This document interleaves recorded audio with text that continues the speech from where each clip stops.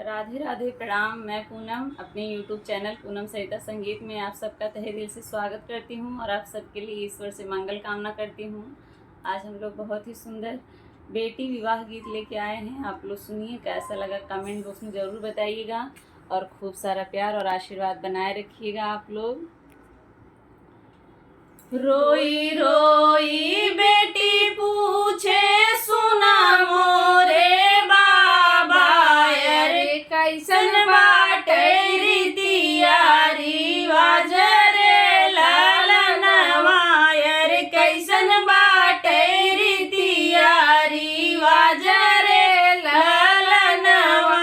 रोई रोई बेटी पूछे सुना मोरे बाबा, अरे कैसन बाटे रीतिया रिवाज रे लालनवा, अरे कैसन बाटे रीतिया रिवाज रे लालनवा। माई के जन्म में है दुई ठे लड़िकवा, अरे एक बहिनिया एक भाई रे लालनवा, अरे एक बहिनिया एक भाई रे लालनवा। बेटा के जन्म में हो बजेला बधाइया, काहे बेटी के जन्म में मन उदास रे लालनवा, अरे बेटी के जन्म में मन उदास रे लालनवा। बेटा के रखला पापा अपने महलिया, अरे बेटी के काहे दूसरे देश रे लालनवा, अरे बेटी के काहे दूसरे देश रे लालनवा। काहे के बाटे काहे के बाटे ऐसन रीतिया रिवाजवा, अरे काहे के ऐसन भेद भाव रे लालनवा, अरे काहे के ऐसन भेद भाव रे लालनवा।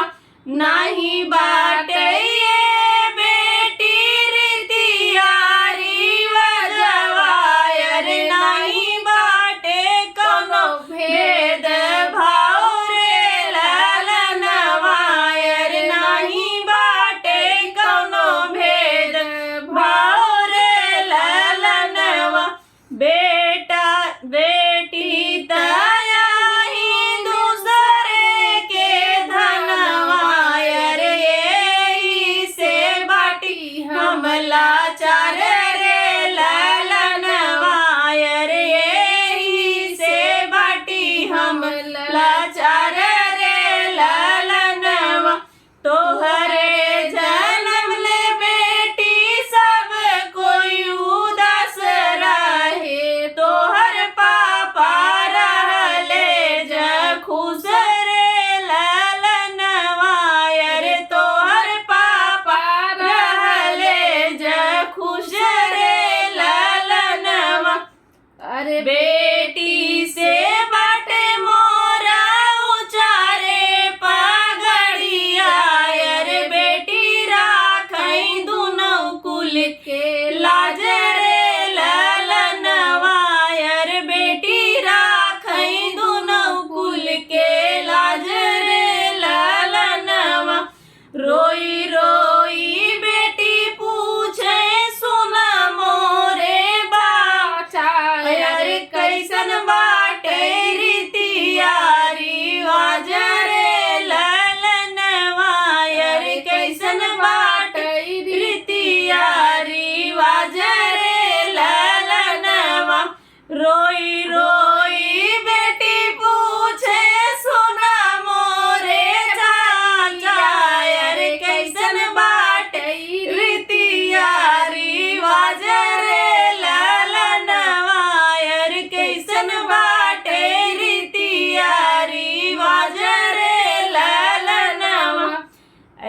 आप लोग सबको लगा के गा सकते हैं, और आगे गाएंगे तो गीत बहुत बड़ा हो जाएगा।